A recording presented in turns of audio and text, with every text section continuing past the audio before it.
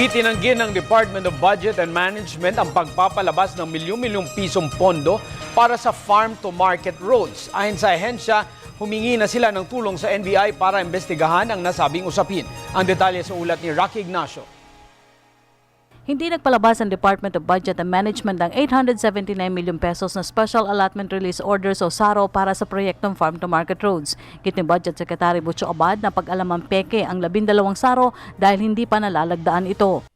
I guess the very first clarification is there was no release. Secondly, this involves 12 special allotment release orders for farm-to-market roads all over the country costing 879 million.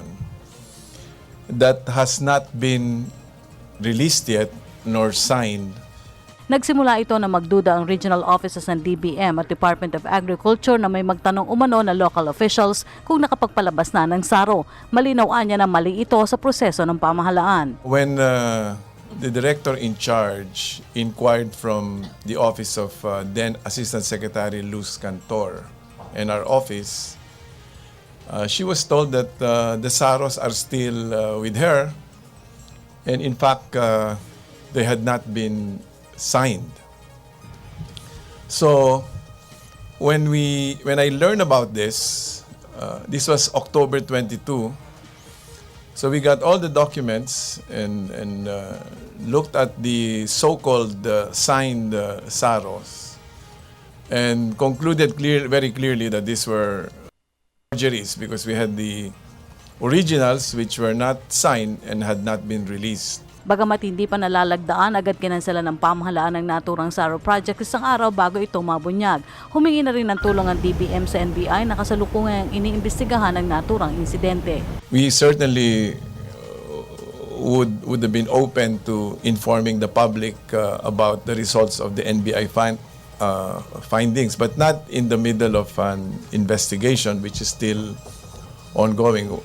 Our objective was to make sure that the investigation being undertaken by the NBI will proceed as effectively as possible. And Kinausap ng Pangulo sina Abad at Agriculture Secretary Proceso Alcala at nais ito agad matukoy ang responsable sa anomalya. as the President always says, we follow where the investigation leads us, and we will let the axe fall where it should fall.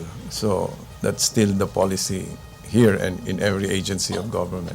Magkagayman, tiniyak ng kalihim ang paglalatag pa ng safety measures upang mas maprotektahan ang pagpapalabas ng SARO para sa mahalagang proyekto. Every opportunity that we can tighten and improve the system. Dati kasi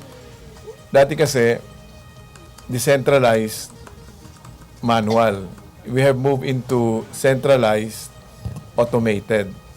So if there are other ways by which we can further lessen the human contact with that process and minimize, if not eliminate any possible leakages there, then we will do that. Kaya nga mahalaga yung malaman namin sa investigasyon ng NBI kung nangyari man sa aming opisina, kung paano nangyari ito.